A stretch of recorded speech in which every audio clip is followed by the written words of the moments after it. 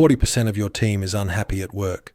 That's nearly half your workforce present in body but absent in spirit, like a powerful engine idling instead of driving forward.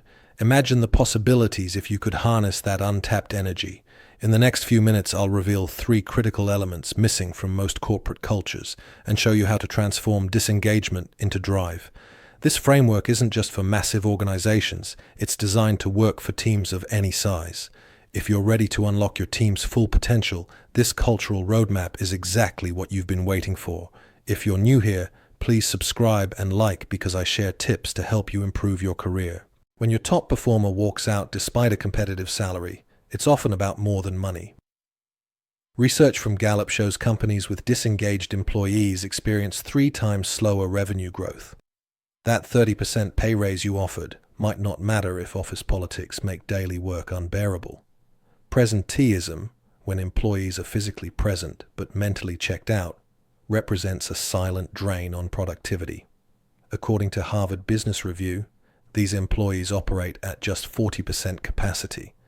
They attend meetings and respond to emails but contribute minimal discretionary effort. Unlike absenteeism, this doesn't trigger HR systems, yet it gradually erodes output quality. A UK study found teams in stronger cultures delivered 17% higher output per work hour compared to their counterparts in weaker environments.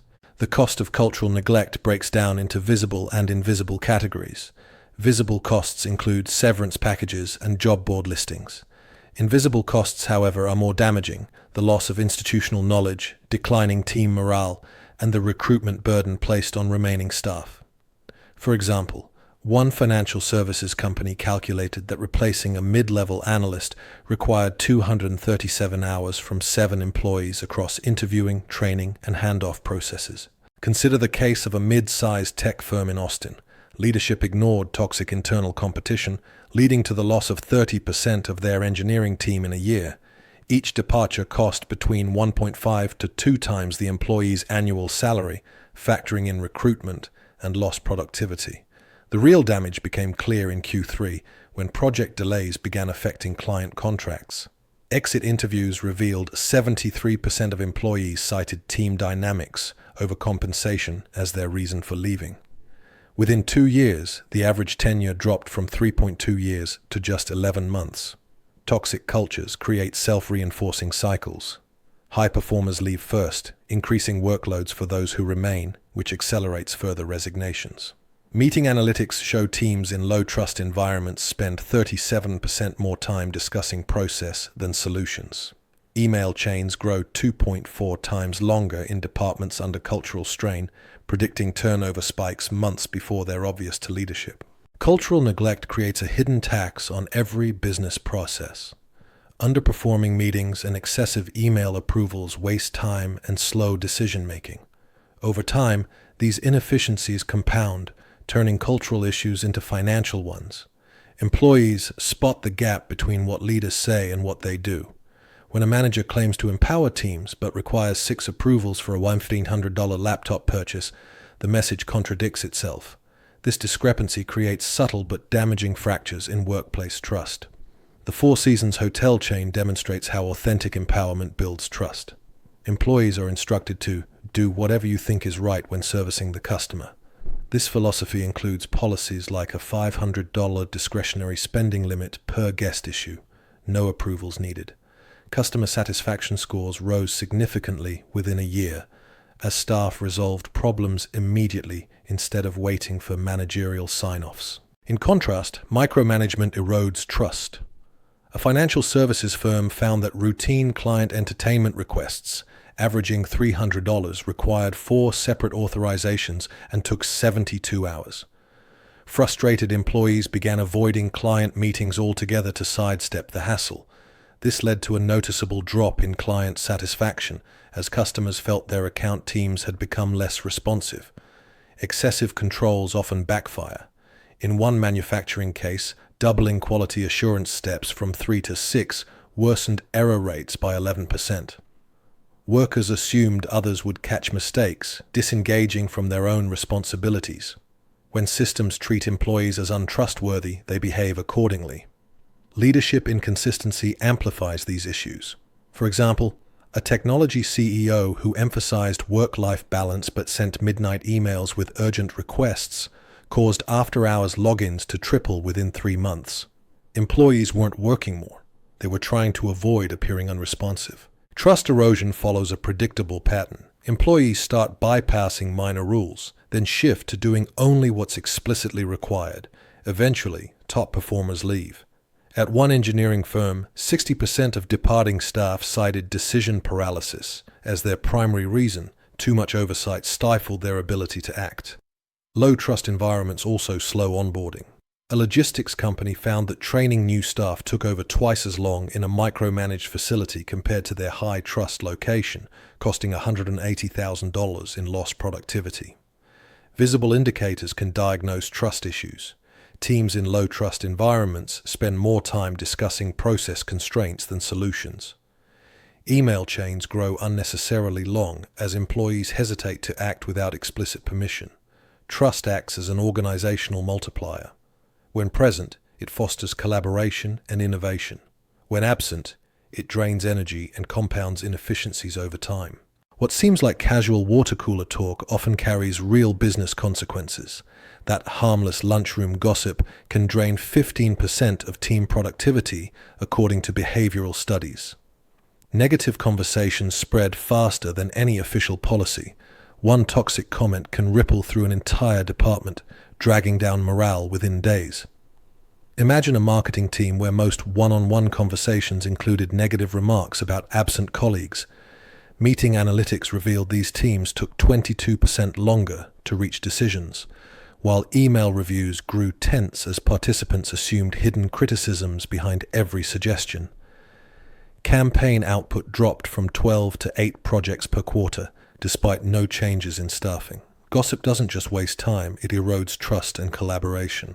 Gossip acts as a silent saboteur, undermining teams in ways that often go unnoticed until the damage is done. But there's a way to stop it at its source. Socrates' triple filter test offers a simple framework. Is it true? Is it good? Is it useful? One technology firm adopted this test in their communication training, and within 6 months, HR reported a 41% drop in interpersonal conflicts. Meetings became 19% shorter as discussions shifted to substantive issues instead of personal critiques. In another case, a Norwegian manufacturing company introduced no backbiting agreements, where employees pledged to address concerns directly with colleagues. This voluntary policy fostered shared accountability, leading to a 37% drop in absenteeism and a 28-point improvement in cross-department collaboration scores within a year. The ripple effect of gossip is powerful. Research shows it takes 3 positive interactions to counteract the impact of 1 negative exchange. In a financial services firm, 1 critical team member's transfer led to a 33% increase in positive sentiment scores within weeks. The absence of negativity allowed the team to rebuild trust and focus.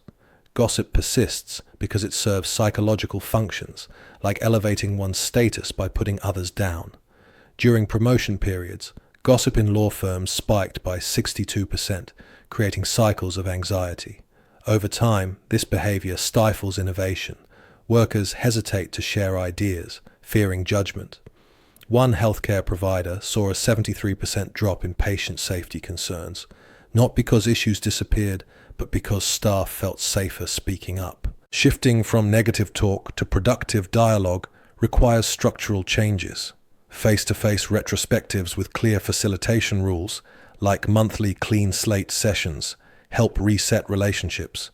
Gossip may seem like background noise, but its cumulative effects can quietly sabotage an organization's potential. That open-door policy often rings hollow when employees see their suggestions hit a wall of inaction. Take the Google walkouts, for example. 20,000 employees staged protests after internal channels failed to address concerns about gender inequality and harassment. These weren't spur-of-the-moment actions. As Chris White explains, they were last resorts after repeated attempts to be heard internally. This disconnect between listening and action leads to what White calls the checkout phenomenon. Employees may stay physically present but disengage emotionally and intellectually, often as a direct result of delayed feedback and inaction. Most employee surveys arrive too late to prevent this damage. By the time HR compiles results about leadership trust issues, top performers have already started job hunting. The 72-hour response rule highlights why delays breed cynicism. When employees raise concerns and hear nothing for weeks, they assume leadership either ignored them or deemed their input unimportant. One financial services firm found that teams receiving same-day responses implemented 83% of suggestions, while those waiting 3 days or more acted on just 22%.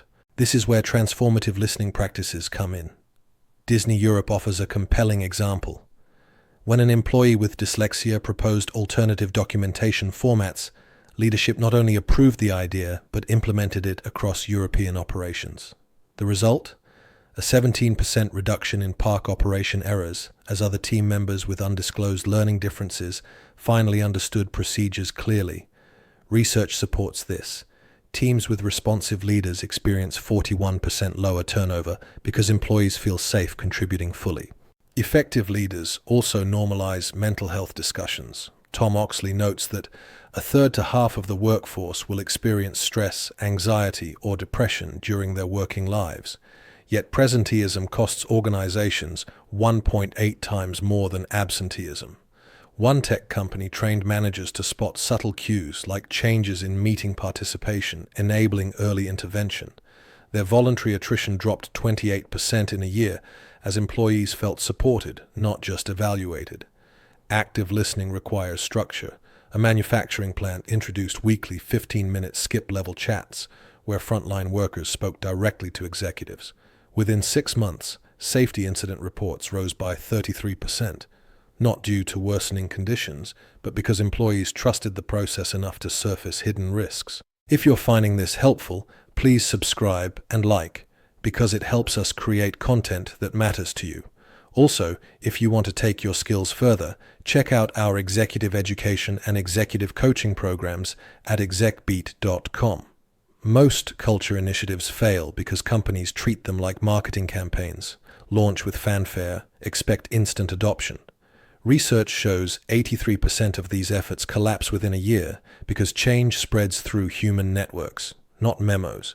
It follows the law of diffusion. With just 15% genuine buy-in, you can create irreversible momentum. At a Midwestern manufacturing plant, leadership identified 18 respected floor workers, not managers but peers others naturally trusted. These influencers received intensive safety training and shared insights casually during breaks and shift handoffs. The transformation was palpable. Workers began looking out for one another, pointing out hazards and suggesting improvements. Safety violations dropped 62% within months, outperforming locations using traditional compliance training. The plant sustained these results because change spread through trusted relationships, not policy manuals. The early adopter effect explains why this works. In any organization, 10-15% of staff naturally embrace new ideas first. These catalysts influence the early majority, 34%, through observable results. One tech company applied this by creating a voluntary culture lab program. Employees joined small experimental teams testing new collaboration methods.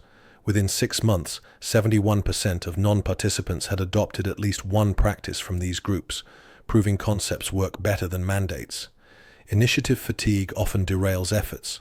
A healthcare network launched 5 culture programs in 12 months, and employee survey scores dropped 18 points as staff dismissed these as distractions. In contrast, a logistics firm focused on one core behavior, direct feedback, for an entire year. Peer ambassadors modeled constructive conversations, achieving 89% adoption of the new feedback norms. Simon Sinek documented a millennial training program that invited applicants born after 1984 to submit essays explaining their interest. Selected participants attended exclusive workshops, creating demand among peers. 50 volunteers later helped scale the program without additional pay. As Sinek observed, when people elect to participate, they become owners rather than recipients of change, fostering emotional investment. Sustainable change requires infrastructure for early adopters. A financial services firm established monthly peer calls for culture champions to share challenges and solutions. These forums generated 83% of process improvements, not from leadership but frontline innovations. Real change spreads like ripples in water, starting with influences and expanding outward through relationships, not mandates. Traditional engagement surveys often mask real cultural problems. Consider a technology firm boasting 92% employee satisfaction scores while their innovation pipeline shrank by 40%. The disconnect came from survey questions measuring surface-level happiness rather than deep cultural health. 4 core dimensions reveal more truth: whether employees feel valued, connected, empowered to contribute, and supported in growth. Salesforce demonstrated how quantified cultural assessment works in practice. Their pay equity audit uncovered discrepancies where women earned less than male colleagues in equivalent roles. This revealed hidden cultural issues around fairness and transparency that traditional surveys missed. The company invested $3 million to correct salary gaps, transforming the finding into action rather than just another data point. A simple 3-question cultural audit exposes more truth than most annual surveys.